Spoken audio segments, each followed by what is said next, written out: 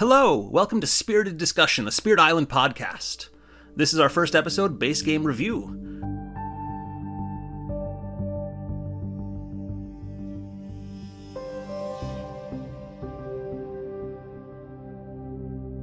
Today we're going to be doing a review of the base game box. We're going to travel back into a time before Incarna, before Branches or Claws, back when there was no event deck and only 2 Blight cards. And we're going to find out what 2 heavily invested Spirit Island players think about the base game of Spirit Island. I'm Kalen. And I'm Alex. And you probably know us about as well as we know each other. So we're gonna see how this goes and talk about the base game of Spirit Island. Yeah, this is a fun experiment to see if you can make friends / podcast co-hosts off of random Reddit posts. I'm down for it. So let's see what happens. Yeah. So Spirit Island, it's a game that we play a lot. I really like a lot of things about this game, and a lot of those things come from the base game, and I'm going to try and talk a little bit about that. Is there somewhere specific that you wanted to start on your thoughts for the base game, Alex? No, not particularly. I feel like since you've been with the game a little bit longer, you have more distinct feelings about the base game. So why don't you start off? Sure thing. So with Spirit Island, I started out playing just with the base game, like a lot of people probably, when someone brought it to a family vacation and we played it, and I had a lot of fun with it. I played River for my very first game, in a 3-player game with Earth and Lightning.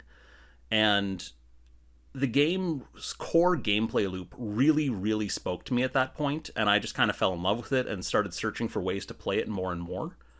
And because of that, I think that that's one of the big strengths of this base game box, is that it really sells itself pretty strongly, even without a lot of the content that more experienced players are used to and ready to play with.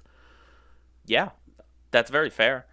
Spirit Island is a base game I find pretty fascinating compared to what it goes on to be, because it's almost a different beast. If you look at everything in the base game, when you play, the only things you don't know are what the invader deck is going to explore next, and possibly what the Blight card's going to flip and be, even if you're playing with a Blight card, which you may not be. So it's one of those games where you can kind of look at it and plan your turn perfectly and know exactly what you're going to do and know almost exactly what the enemy is going to do. It's kind of like just a different vibe to what the game later goes on to be, with a lot more surprises thanks to things like the event deck and many more Blight cards and all sorts of other things. So I find that both versions of Spirit Island are a lot of fun, but I just have that very distinct memory of feeling like this game, as it is, this base game, is just kind of like a game about planning and preparing and knowing exactly what you're going to do and what the enemy is going to do. And in that way, it feels like every time you have a failure, that failure is 100% on you as a team. Yeah.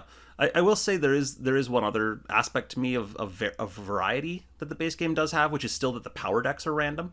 Oh, that's true. That's true. And I think that gives it a large amount of replayability as well, even without getting into some of that stuff that's in the expansion content. 100%. There's just so many different ways that a game can turn out, even with the same spirit or spirits. Just because, hey, in this game I drafted Paralyzing Fright and we did a Fear Victory. And in this game I drafted Vigor of the Breaking Dawn and we just wrecked everything's face. Yeah, that's completely fair. Something else that I kind of want to touch on here early on, for right when you open the box for the first time, is the theming of this game. The base game really has very powerful theming, or at least it did for me. I remember still looking through the first 8 spirits and just reading the names and feeling like they were so evocative, and loving the art, and falling in love with Shadows Flicker Like Flame, which I later had mixed feelings on.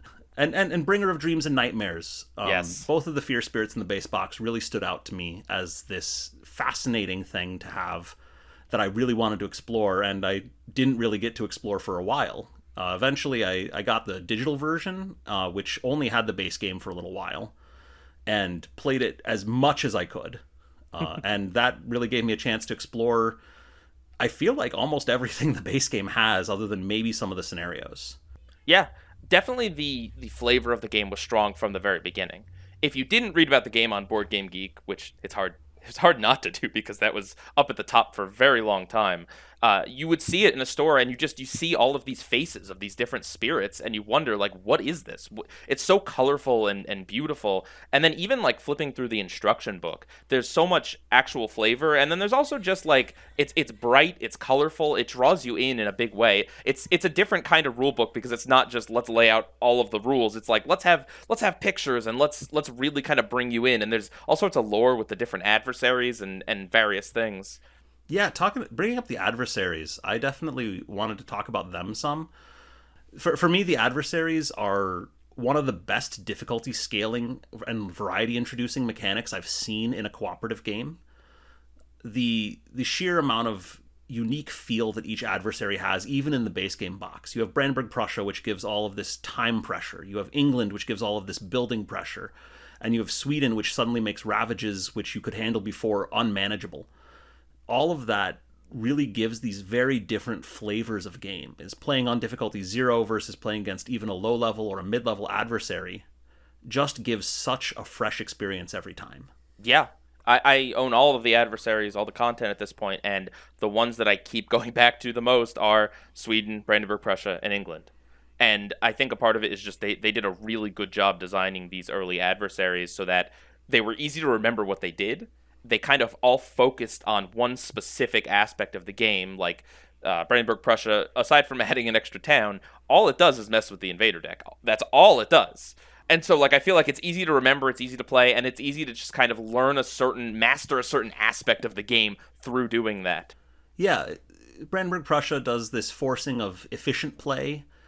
It forces you to play in a way that you might not want to otherwise, just because suddenly there's so much less time to get through the game. But that's Yeah. very different than when you play against England, and England has this really slow but really inevitable feeling sense of loss and difficulty that's going to wreck you if you don't get ahead of it. Right. Right. It's like, hey, here's Sweden teaches you to learn, okay, maybe some blight doesn't, or sorry, not Sweden. Brandenburg Prussia teaches you, like, yeah, you know what, maybe you just kind of don't worry about blight for a few turns. That's not really the clock that you're racing against anymore, on the highest levels, obviously. And England is like, oh man, cities, how do you deal with them? What do you do? I think that one of the downsides of this game for me in just the base game, we've talked a lot about how much we like the adversaries, but even with how much I now in retrospect appreciate them, I remember as a new player just feeling totally intimidated by them. I think my fourth game or so was the first one I played with an adversary, and it was something like Brandenburg Prussia level 1 or 2. It wasn't that hard relative to the base game. But at the same time, I felt so intimidated trying to do that and learning a new spirit at the same time. And I think that that's one of the...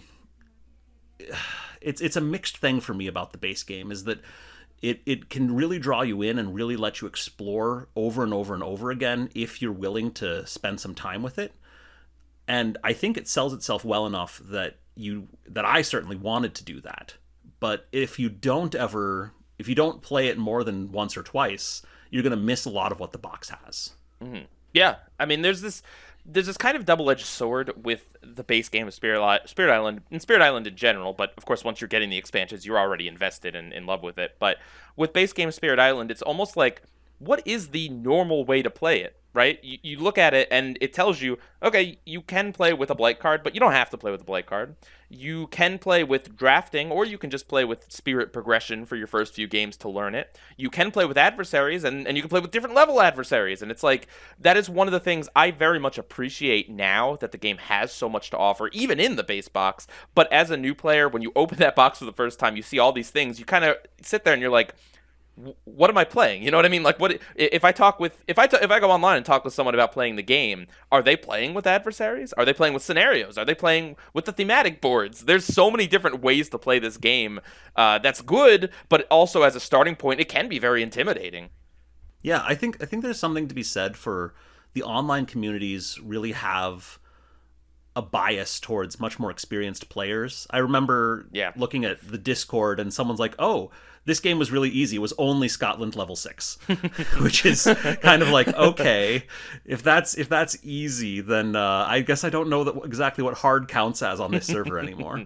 Yeah. But by the same token, I remember looking at Board Game Geek threads where people were talking about what's your vanilla Spirit Island? What's your just base level, not necessarily base game, but talking about Spirit Island more generally. Do you want to play with a adversary? Do you want to play with a scenario? Do you want to play spirits you know, spirits you don't know? Do you play random spirits? Yeah. There's just so many different ways that that people approach it. I mean, even I was just to say, even little things like I wanted to ask you when you with boards, do you pick your board or do you let your board be random? I used to let my board be random, and then I turned off the story-based new game in the app version, and so I had to pick my board intentionally, and I started thinking about it and doing it most of the time. Okay. See, I always go randomly, but I don't know which is the correct way to play or the right way or the way most people play. I have no idea, and that's part of the beauty of it, really. Yeah, I think that's something where there isn't a correct way to do it. It's just what you want to do, and whether you want to have the extra challenge of maybe getting a bad spirit board combination, or whether you want to try and actually just intentionally choose to play on a board that's either very good or potentially very bad for you. I certainly have times where I regret playing as River on board D, just because you start in the highest numbered wetland, and on board D that's land 3 in the corner, and it feels like you can't get towards the inland corner of the board until turn 2 at the earliest, but even longer than that sometimes. Yeah, I mean, it's very possible I'll be convinced to eventually just start picking my boards because there is a huge variance in that, big time, especially with certain spirits that want to clear out something that they're right at immediately.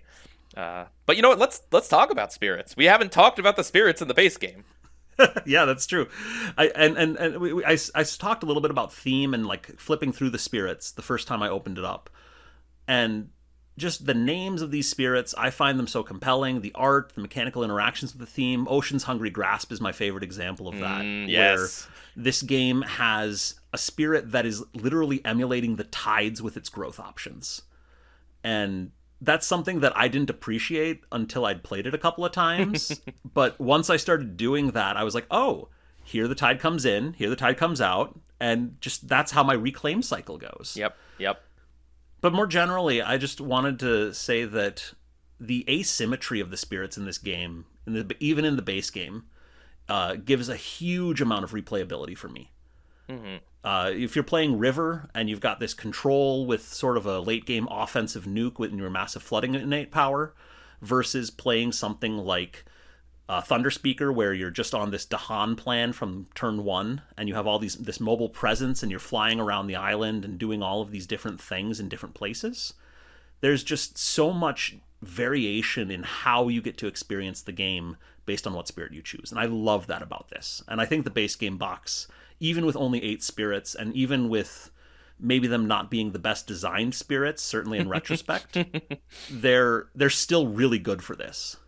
Yeah, I mean, one thing I have to give so much props to is the fact that they put in 8 spirits, even though at this point you could only play the game with 4 players, unless, I guess, you bought a second copy or something. But, that gives you so much option. I recently played a certain game where it played up to 4 players, and you got to pick characters, but guess what? There was 4 characters, which means if one of those characters or 2 of those characters were duds, and you wanted to play a 4-player game, you always had to play.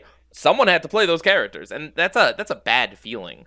So the fact that in Spirit Island, even in the base game, there was so many options. Basically, you could pick 2 spirits, right, and play a game back to back, and with 4 people total, and not play the same spirit twice.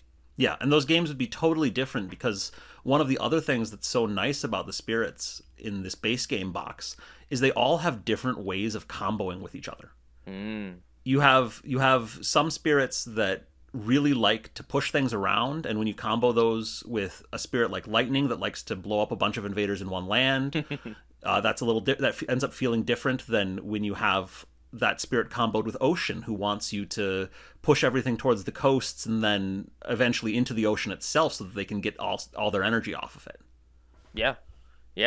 It's just like, it's core to the game. I mean, it's there's so much about Spirit Island that makes it Spirit Island, but none of it would matter if it wasn't for the spirits, you know? Like, none of the rest of the design would work in this game if the spirits didn't immediately bring you into it and add so much replayability to it.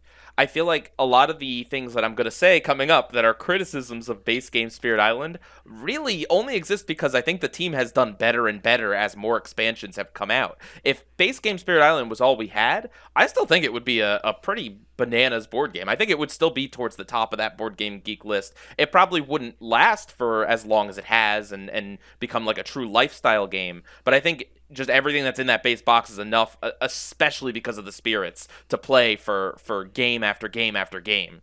Yeah. So you mentioned here things that you don't like about the spirits, about the base box. Let's talk a little bit about some of the weaknesses here. Yeah, let's get spicy. What's not good about the base box? 2 blight cards is weird. Let's just be honest about it, all right? I kind of feel like maybe they shouldn't have included any blight cards if they were only going to have 2 of them. Cough, cough, Horizons, cough, cough. We'll get to that later. Yeah. But yeah. Having 2 blight cards, I think, is really interesting because it means that there's still some uncertainty as to what's going to happen when the blight card flips. Mm-hmm. But the 2 blight cards in the core game box are really similar to each other too. They're basic. It's 4 blight per player, forget a power or destroy a presence, or 5 blight per player, destroy a presence each turn. And it's just, yeah.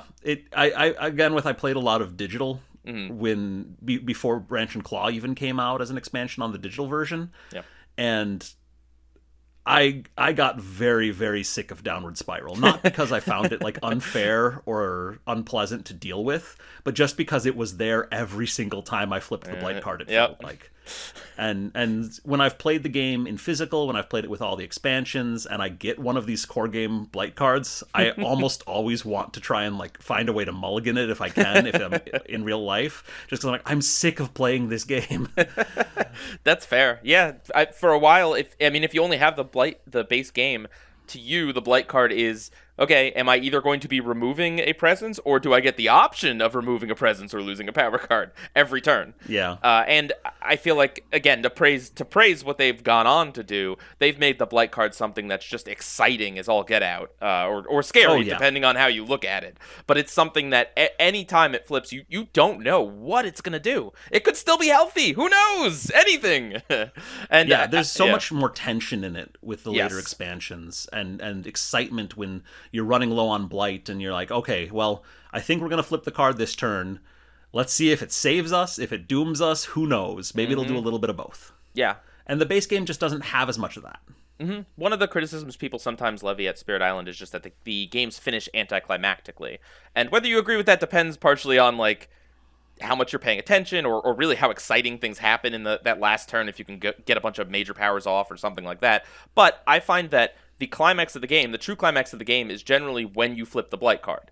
And not as much in the base game, because there's not a climax to that. It's just okay, well, we're removing presence and we're removing presence. Whereas with a lot of the other blight cards that go on, it's like, okay, we're putting down a lot of invaders, or we're removing a few pieces of presence, or whatever. There's so much variety, and to me that feels like the climax. That is the big moment when you're playing those tougher games, that it's like everything after that, okay, maybe the ending is just like a little bit like, oh, we won. But like that moment to the ending, like, that's the excitement. And the base game doesn't really have it.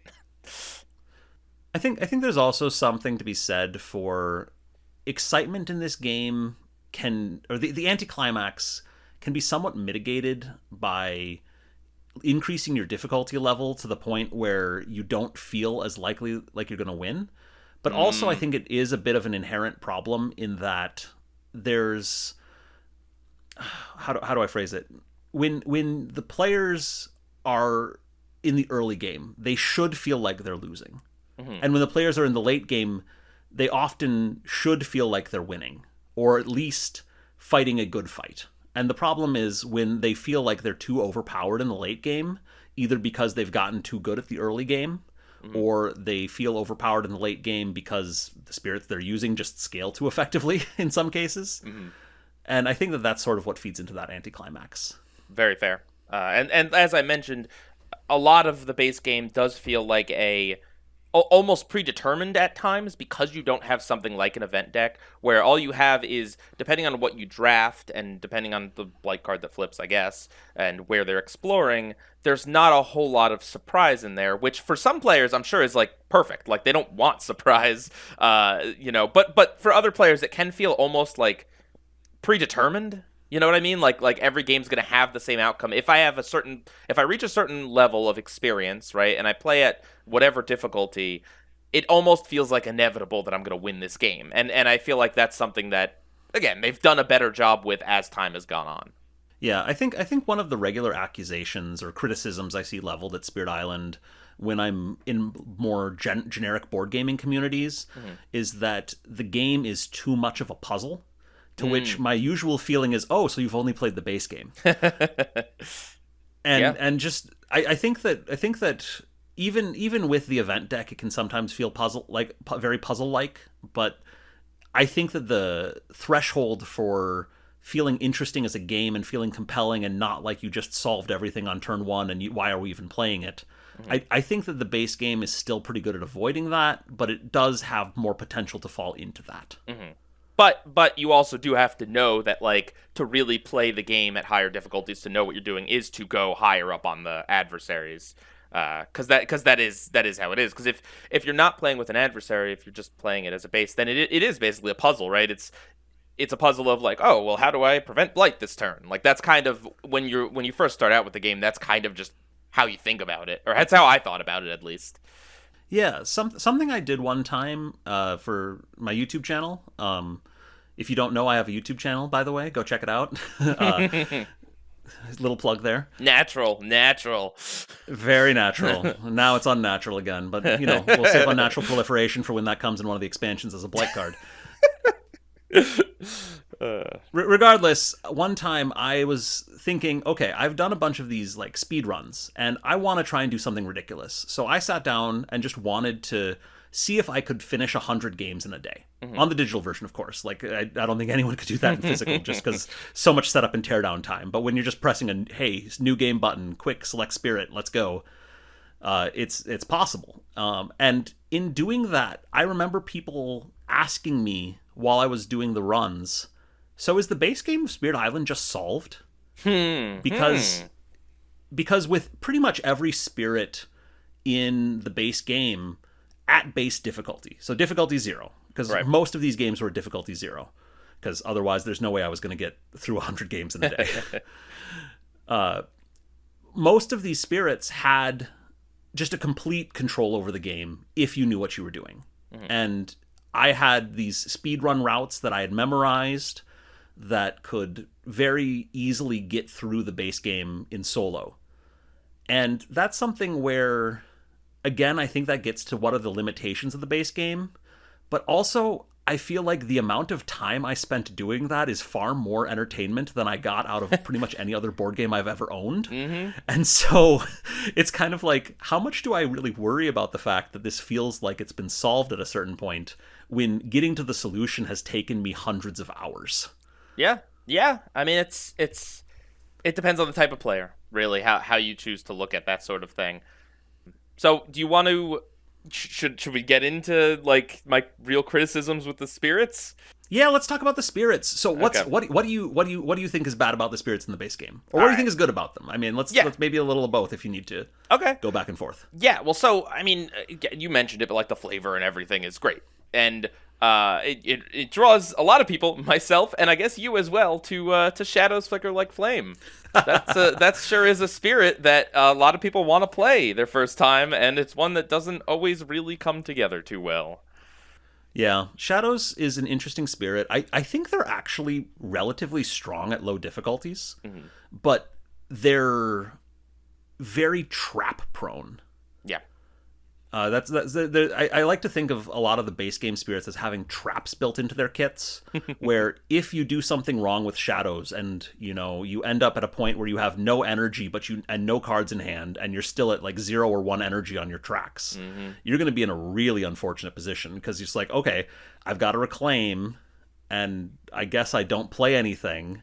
Or maybe I grow and don't play anything, and I just have this downturn, and suddenly things go really out of control because you're falling way behind. Right. Yeah.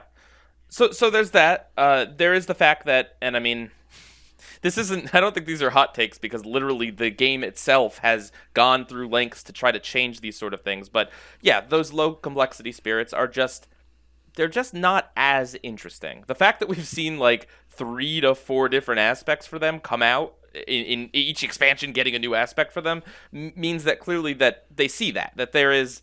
It's not that they're like horrible spirits. It's not that they're not powerful or whatever. It's just the fact that they don't have any elemental symbols on their tracks, the fact that they generally only have one rule and one innate power, like it just makes them less interesting. And it's good to have lower complexity spirits, obviously, for teaching people. But as I know, just because of the way the game has gone on development wise, you can have low complexity spirits that feel a little bit more fun and varied and different. And we saw that with the Horizon spirits, in my opinion. Yeah, absolutely. And not to like talk about Horizons too much right now, but I think a bunch of that comes from the people designing the game getting more experience at designing the game. 100%. Yeah. Base game came out in what 2017, I think, or it kickstarted in 2015, and I think was released in 2017.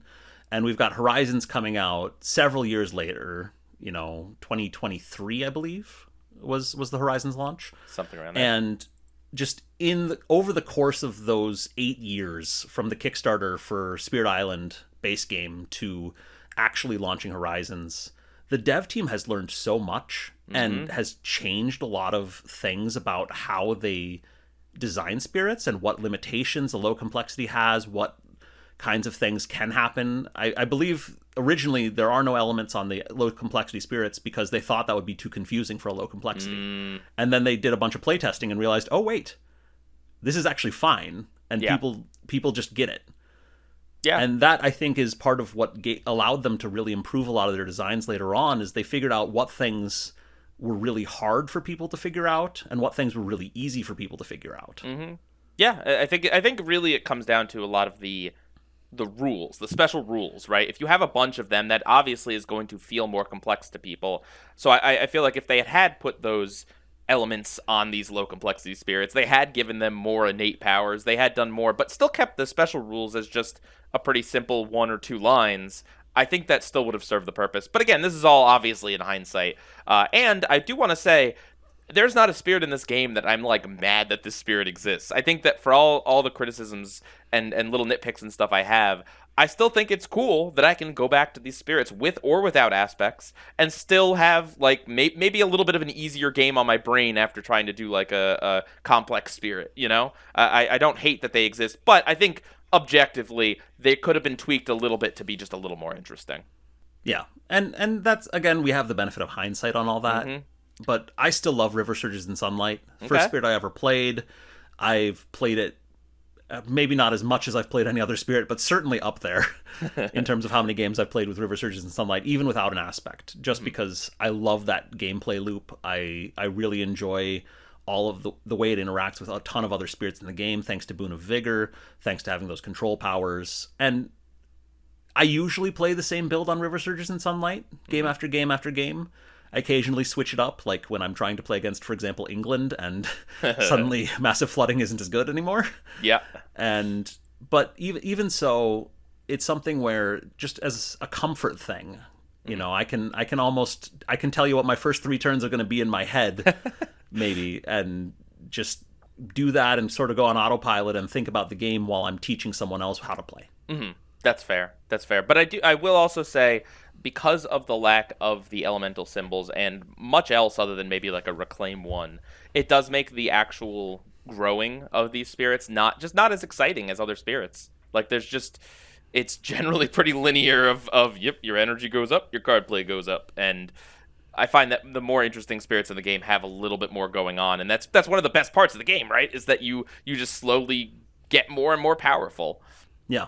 Yeah, the progression curve of a single game of Spirit Island is really interesting, where the spirits start out kind of on the back foot. The invaders are doing all these things and kind of going to be wrecking them if they don't try and if they can't get out ahead of them pretty fast. But then you get this power up as you go.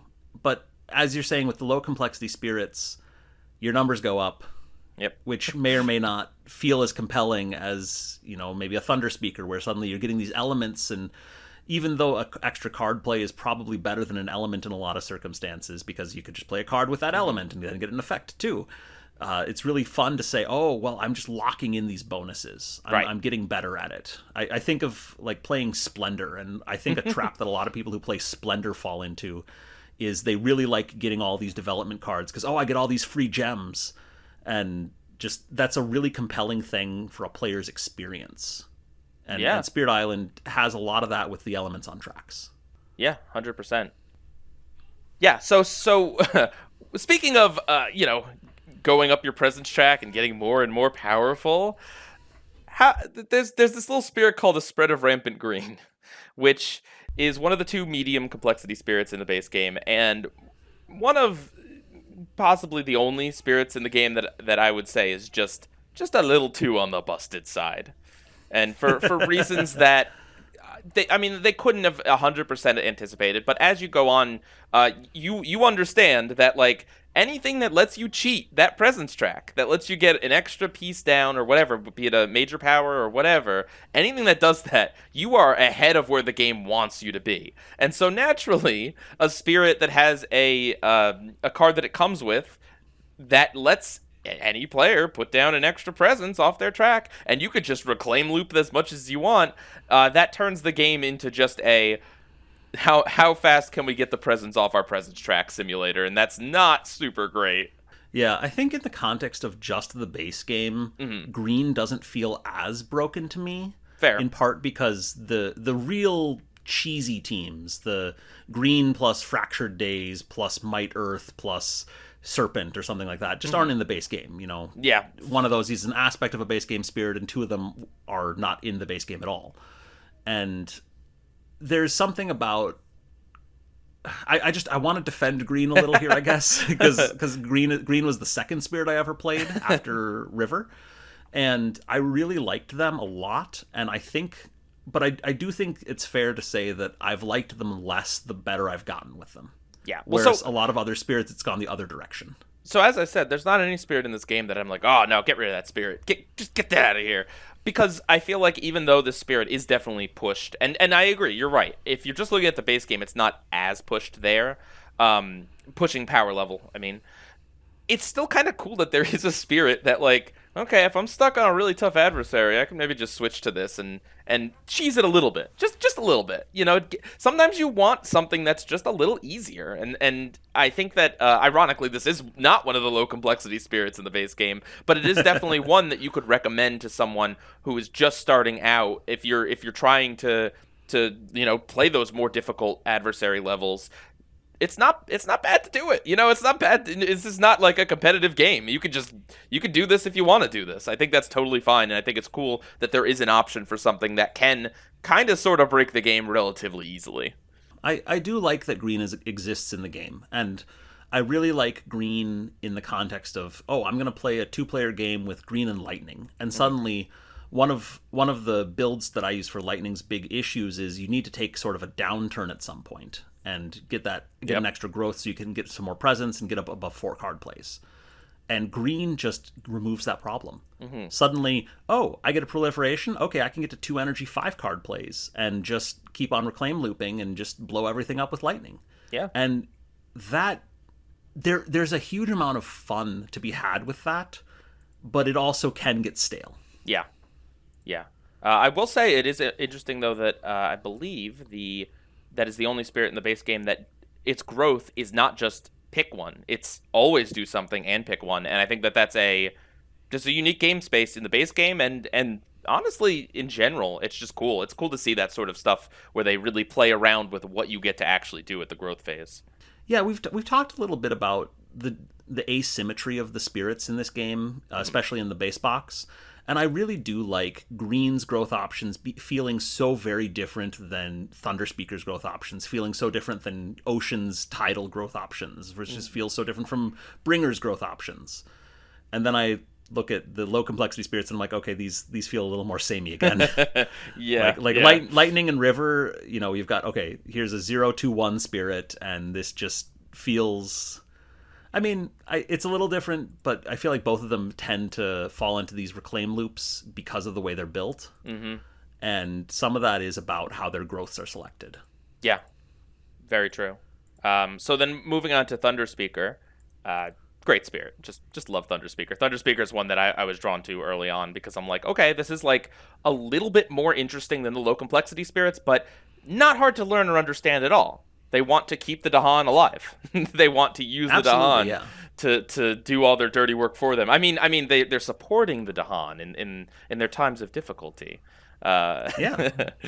I mean, I like the lore on Thunderspeaker where, hey, the Dahan saved it from being trapped in a cave, and so it's like, oh, I'll just support you guys for the next number of generations equal to the number of years I was stuck in that cave. Mm-hmm, mm-hmm. And that's this leads to this cool theme interaction with, oh, and this spirit gets to just move its presence disc with the Dahan. It gets Yeah. to deal damage where there's Dahan. It gets to destroy towns and cities. It gets to defend them.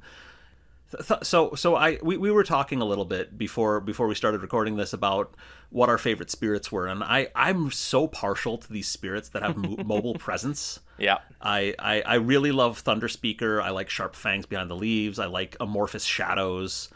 You know, all of these ones that can just sling their presence around the island, and I just love that about Thunderspeaker is that you never feel well. Once you get used to them, you don't feel like you have any targeting issues because you can always just move your presence wherever you need it to be. Right. Yeah. I will say, after you play a spirit that has super mobile presence a lot, there at least for me, there's a little part of me that's like, all right, maybe I need to switch to a spirit that I don't have to think about that as much anymore, because it is like kind of a totally different game when you are, yeah, I mean, you're moving around a board, which is a thing that if you were to ask some people, that's all you do in a board game. Yeah. But yeah, it's different. It's very different. And I mean, looking at their presence track, like, yeah, 3 elements and a reclaim 1. Really cool. Cool spirit. Yeah. I really appreciate them being in the game. And again, with the if you don't like that spatial puzzle, there's 7 other spirits in this box. Exactly. And they're the only one who, I mean, Ocean kind of has it, not to the same extent as Thunderspeaker, I think, but just the sheer mobility of presence that Thunderspeaker has is kind of a unique puzzle in the base game to try and solve. And I think you made an earlier comment about, you know, you wouldn't even feel bad giving it to a new player. I've given it to a new player and they didn't understand the spatial puzzle at all, and it drove them crazy for about 2 turns. And then they realized, oh, I'm supposed to be moving my presence. Now it's clicking. And that was just this great moment of realization for them that I think made the rest of the game more entertaining for them. Yeah. And it is also worth noting that Thunderspeaker, being a spirit that is just entirely dedicated to the Dahan, does bring the Dahan to life in a way that, like, if you're not playing with Thunderspeaker in the base game, they might not do that much for you. You know, you don't have the events that kind of let them have a little bit of autonomy on their own. You might not understand really what the point of the Dahan are if you're not playing with Thunderspeaker until you play with Thunderspeaker and you start to understand, okay, cool, this is a powerful tool, a powerful yet fragile tool. Absolutely, yeah. Very glass cannon. So Bringer of Dreams and Nightmares is another spirit in this box. Yes, it is. It is definitely another spirit in this box. I don't dislike it, but I do remember an early experience where I tried to play this spirit because it looks really cool. Just the picture looks cool.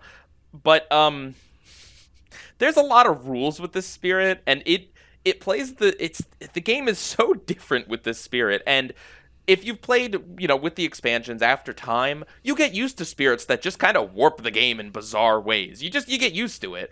But with just looking at the base box, this is the one that really just is like, holy cow, this is a different game. I'm glad it exists, but I do feel like maybe this should have been saved for a later expansion. I have mixed feelings on the idea of saving it, in part because Bringer of Dreams and Nightmares was my favorite theme opening up the base box. Mm-hmm. Okay. Like by a huge margin. And I looked at the complexity and said, oh, I guess I can't play this right away, which was a little disappointing. But at the same time, it was something where I just wanted to try this spirit out and figure out how it worked. And when I got the digital version, I clearly did not understand how it was supposed to play. And things went very poorly my first several games with them. Yeah. But I just enjoy what they do for the game. I think that Bringer has an interesting legacy in that it allows some of the most broken things in Spirit Island. There's a couple of weird, very niche combos that you can pull off with Bringer, but they basically all resolve around just finding ways to destroy or shadow destroy an invader an absurd number of times to just burn the entire fear deck. And like Bringer of Dreams and Nightmares is probably the only spirit in the game that can just generate 50 fear with 1 power. That's fair. And that's only like starting to scratch the surface of what it's technically capable of. On the flip side, it is hard to play. It is very weak in some circumstances because it can't actually destroy things, and so it lets problems build up. It shines, I think, when you have teammates who can help cover for some of that and let them just focus on shadow destroying cities and that kind of thing to, again, churn through the fear deck. Right. But it is one where I think a lot of people dislike Bringer being on their team. Yeah. Just because it's so difficult to play alongside. Right. Well, I think a part of it, really how you feel, it depends on what your play group looks like. If you play largely by yourself, if you play with a group of 4, if you're like me and you only play with one other person generally, it's kind of, you are kind of asking that other person, like, hey, can you kind of like deal with my board too as I just rack up fear? And especially when you're playing, like when you're a new player, obviously now, you play for a long time, like fear, hey, that just gets you towards victory. But when you're just starting out, it feels like you're just kind of trying to put out little fires everywhere and try to prevent blight. Even though the real game is the fear, is getting that on. It doesn't always feel like that, so it feels like, maybe you might want to play this spirit, but you feel like, oh, I don't want to do that to the other person playing, to make them be the one that's largely in charge of taking care of the island while I'm just over here generating fear. And a lot of that's a feelings thing too. It might not actually play out that way, but you look at it and you kind of feel like, okay, I'm off doing my own thing, and my one teammate is just kind of, babysitting. I think that Bringer, we've talked a little bit again about before the show about how both of us came from a Magic the Gathering background, and Bringer reminds me of sort of the all-in red aggro decks, where the idea is just, I have no plan B. I'm going to go in, I'm going to race the fear deck, I'm going to burn it down as fast as I can. Yep. And if that doesn't work, I'm going to lose. And that's really fun for like a solo game. In a multiplayer game, it can sometimes not work as well. And that just can be a little unfortunate, I think, where Bringer can certainly contribute to a team. I mean, it gives out elements, it can reveal fear cards, it has all these really good powers for dealing with teams, but it is also...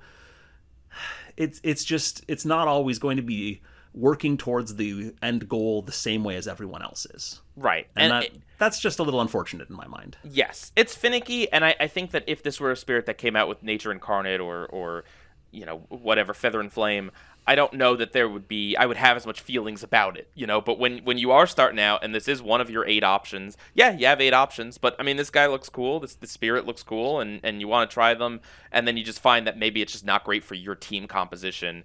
It is a little bit of a letdown, but I'm glad the spirit exists, and it's one that I definitely need to go back to and try out a little bit more now that I'm more into the game, because I don't know that I've touched it since I was just starting out. I think there's also something really nice to be said for the complexity system of the game. Yes. Just getting back to more of what's the base game got going for it, is that Bringer is this high complexity spirit, and it warns you that right up front. And same with Ocean, is this high complexity spirit. And what complexity means has somewhat changed over time, again, as the developers of Spirit Island have gotten better and better at what they're doing. But this idea of Bringer can easily just mess itself up. And Bringer can also really require your table to know what's going on with them in order for them to really thrive. That's fair too. Is just our hallmarks of higher complexity spirits, I think. Yeah, it's higher complexity, but you're right. It as well as Ocean are not just for you, but also your team has to know what these spirits do. If you play, I don't know, Earth, right? Vital Strength of the Earth, like, whatever, you do your thing, someone else does their thing. Exactly. Any of the low complexity spirits, I don't need to know for a fact that, like, okay, it's a sacred zone for you if you're a river. It could help. It could help. but I don't need to memorize a bunch of other rules. And so again, if you're playing with, and Ocean is the same way too. If you're playing with either of these high complexity spirits, you have to be playing with people that are cool with that too. That know, okay, this is going to warp the game in a way that the other spirits aren't going to. And that's definitely cool. But if we're microanalyzing the kind of like base game experience, I think it's important to talk about. But I want to talk about Ocean. Let's talk about Ocean. Let's talk about Ocean. Ocean's a lot of fun. I like Ocean a lot. All I can say is Ocean's Rise, Empire's Fall. You know, that's no. Ocean is great. Ocean is one of those spirits that, like, the beauty of it is you look at it, you understand it, you know that, like, what it can do is pretty dang powerful. Even if you're not an expert on it, just the extra energy gain, the just washing things away, great. But at the same time, oh no, what about those inland lands? What am I gonna do? It's a fun balance in that way. This is a point where I want to bring up something you mentioned again earlier. That is, you tend to play more 2-player games. Yep. If I'm not mistaken. Correct. And talking about like the energy gain from Ocean in, for me, up to about 3 players is amazing at being able to, you know, play a bunch of minors and then pivot into some majors and just do all of this stuff to wreck the invaders on the coasts. If it gets something with sufficient range, even do some damage to the inlands. And just empower other spirits by turning control powers into destroy powers. And that's really cool. And then I get up to 4 players, and I'm like, oh, that's a lot of health to exchange for 1 energy. Yeah. And it gets worse with the expansions to some extent. Like, I think Ocean is one that, in just the base game, is possibly one of the strongest spirits in the base game. But once you have the context of the expansions, and you have the rules expand to allow more players, and all of that, Ocean... I don't know. They did Ocean a dirty one there. That's fair. It's a little unfortunate, I feel like. Yeah, and I mean, the more Oceans, obviously, you play 1 or 2 player game, 1 or 2 Oceans is fine to manage. You know, two is probably the sweet spot, really, just being able to get your presence in both. But if you're playing a 6-player game, your 4-player game, you're probably, you won't even touch all of them, or maybe not until late game. And it's interesting. It's very interesting. But I just feel like thematically, and I mean, look at that art. You look at the art, and you're just like, oh, it's like that one painting, that very beautiful, famous painting, but it's got a face. Great Wave off Kanagawa, I think, or that's a Magic set, I'm pretty sure. Oh, wait. No. Maybe. What? I'm confused now. Okay. But yes, I feel like it's another one that you look at this spirit and you're like, yeah, the art is cool. I want to do this. And for what it's worth, I feel like they wrote the rules pretty well with Ocean. And once you start playing it, you get the vibe of, oh yeah, it just keeps getting pushed and pulled and pushed and pulled. And it's one that you gotta also understand, like, okay, you have to draft cards that can have range. Like that's part of the key of it, is that you have to find those cards. Maybe more than a lot of other spirits in the base game. It's kind of dependent on what you end up drafting. Yeah, I've played a fair amount of solo Ocean, and honestly, the major power deck does have enough stuff, at least in the base game, to really empower that spirit to do well, even though it can't grow to the inland lands. Although, if you get Indomitable Claim, then all bets are off. That's a slightly different story. That tends to lead to very fun games where it's like, why is this Ocean on an inland mountain? That makes no sense. What is going on? But even so, it's a lot of fun to do, and just it's such an interesting spirit, I think, with how it warps the game. Mm-hmm. Fair. Is there any spirit in the game do you think has changed, like, dramatically with the introduction of the stuff from the expansions? Talking about just the base game spirits, I mean, obviously the aspect cards, right? Which we've touched on a little bit, have, with Nature Incarnate especially, having 20 aspect cards in it for basically every spirit in the base game, if not literally every spirit in the base game. I'm trying to remember if there's one that doesn't get one, but I think they all do. There's so much going on with those aspect cards that changes up the spirits and gives them really interesting new flavors. But I think that in terms of maybe just the way that the game has changed and the rules have shifted, I'm going to actually stick with Ocean as the one that for me has changed the most. Okay. They some of that is introduction of things like Habsburg Livestock Colony in Jagged Earth, and suddenly if they get enough big inland ravages, Ocean just loses, and that's really painful. That's and rough. and and again, where I think that and increasing the player count maximum and some of the other things that have been introduced in later content, I think really make Ocean feel a lot weaker than it was. But I still think it's really good. Like, I really like Ocean a lot. I don't know that it's a top tier spirit in an objective sense, but I think it is. I'm really, really glad it's part of the game. It's one of my favorite spirits. Yeah.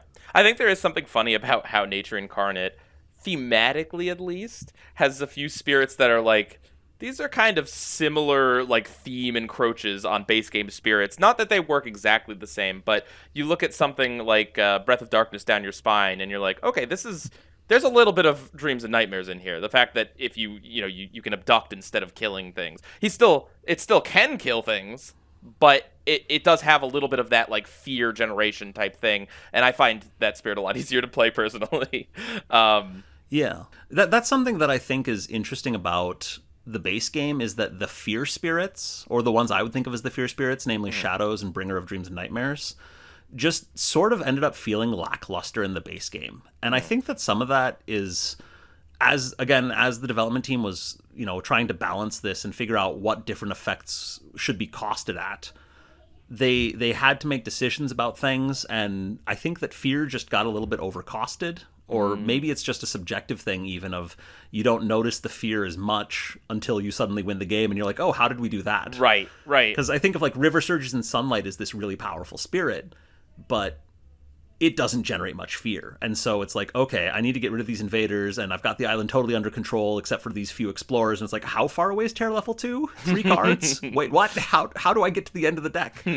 Right. Well, at a micro level, you look at it and you're like, as a new player, you're like, well, I can get fear from just destroying towns or cities. So if I could destroy a town or city, like, wouldn't that just be better than generating fear? And it's like, well, at a higher level, if you're generating 8 fear, if you have a paralyzing fright or whatever it is, and you hit the things, and you can generate 8 fear, it's like, well, that 2 players, that's a fear card. That's just a fear card, and that's huge. That's a huge difference than saying, well, we get 1 fear from the town. Yeah. But that's like a player feel thing. Yeah, absolutely. And even when you've got something like River Surges and Sunlight, hitting a land with massive flooding and destroying 5 towns, that's still only 5 fear. Yeah. And that's nothing compared to, like, Shadows Flicker Like Flames starting hand generates 8 fear. Wow. Just from the cards. It's ridiculous. That's I wild. believe that's the highest of any spirit in the game. I'm not sure if that's changed.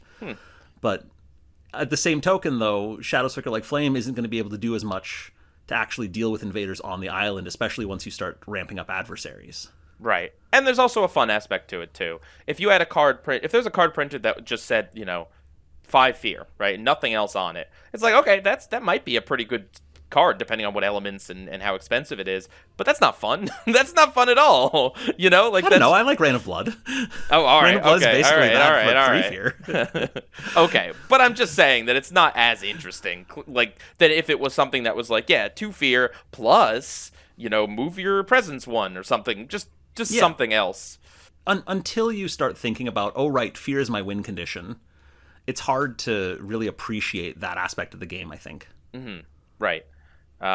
Okay. Is there anything we really haven't talked about? I know we didn't talk about the decks too much, but perhaps we talked a could little save about the blight cards, the fear decks, or are you thinking the power decks? I was thinking the power decks. We didn't touch on them at all, Okay. so it's up to you if you want to touch on them now, or we could just save that for another time. I mean, I'll say that I think the power decks for the base game are incomplete. There are a few reasons for that, and I think that we can talk about those when we talk about Branch and Claw, especially. But it's something where the base game power decks have some of the best powers in the game. Like, Vigor of the Breaking Dawn is in the base game, and that card is so ridiculously strong, and the base game only has, I think, 20-ish major power cards. And so you draft a major power card, that thing's going to show up pretty often. And that's going to just warp games in a way that it doesn't warp them as much in later games when it's less common to find that major. That's very fair. There's 22 major power cards in the base game. Yeah, 22. And when you look at 4 each time, I mean, you're looking at, like, what, a 5th or a 6th of the deck? I mean, that's a lot. Yeah, if you draft 3 times from the major deck, which if you're playing like a 3-player game with the base game only, you're going to see over half the deck. Yeah. And that just means that you can break the game with some of those less balanced powers in a way That's that fair. I think is not great. Yeah, But at the that's same very time, fair. it can be really fun. So I got to caveat it a little bit. Okay. Yeah, one thing I will say is that like I did have this thought of like what does the base game feel, how does the base game feel not having tokens? And when the tokens are introduced, going back to playing these old spirits, does it feel like you're missing something? And I think in part they did a good job with having beasts and disease start on the boards. I think that retroactive rule change makes it so that those are always at least like a little bit at play, no matter what spirit you're playing. So I don't know. I don't necessarily feel like I'm missing out when I'm playing these older spirits.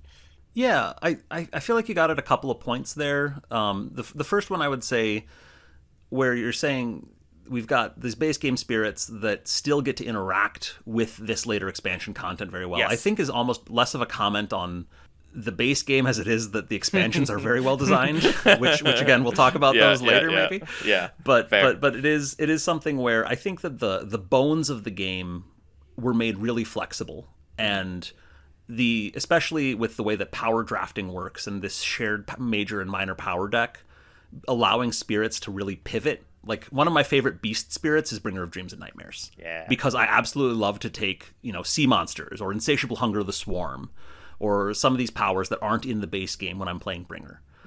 And when you're playing just the base game with Bringer, you still probably want to take some kind of big minor and see what you can do with, or big major, and see what you can do with it.